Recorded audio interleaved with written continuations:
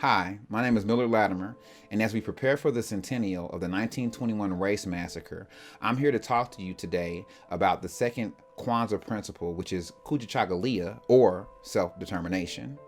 In other words, this means to define ourselves, name ourselves, create for ourselves, and speak for ourselves.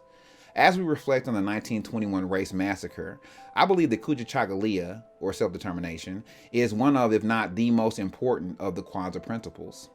At its core, Kujichagulia represents the self-reflection, foresight, will, and grit that have been essential to the survival and advancement of Black people in America. And without those things, much of our history would be lost, and many of us would not be here today. I come to you as a native of Tulsa. I was raised in Mount Zion Baptist Church. As a kid, I remember our church built a new addition where we could have a gym, and that was the most important thing to me. As I walked down the corridor to the gym, there were these really old pictures of this old church in the hallway. I asked my mom about it because it was weird to me that we would have these pictures of another church in our church, and she told me that this was from before. And I'm asking her, before what? I had no knowledge, even as a native of Tulsa, that this had happened. I went to Booker T. Washington High School, which is a fairly progressive school, even to this day. And one of my degrees is in African and African American Studies from the University of Oklahoma. And even then, the only time this was mentioned was in a class that was taught by Dr. Demario Solomon Simmons, who just happened to be a native of Tulsa and who grew up in Greenwood.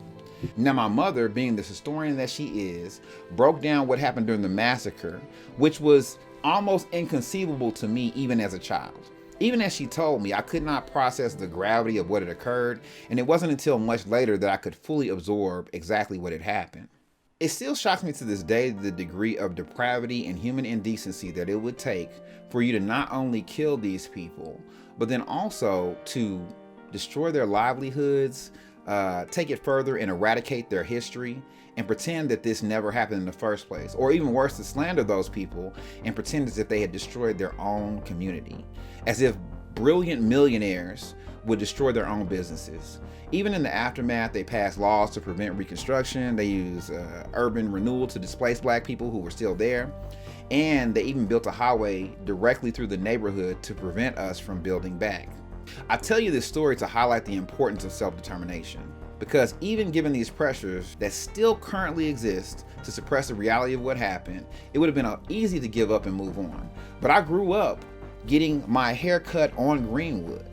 I still remember getting these chocolate chip cookies, which are the best chocolate chip cookies I've ever had, from a Black-owned bakery on Greenwood. And of course, I grew up in Mount Zion Baptist Church that was rebuilt even though they had burned it down weeks after its opening.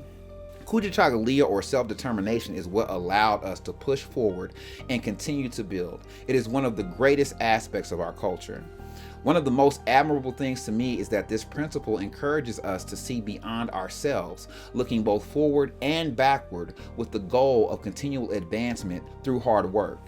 It is that self-determination that allowed Malcolm to continue to speak his truth even after his home was firebombed in an attempt to kill his wife and kids.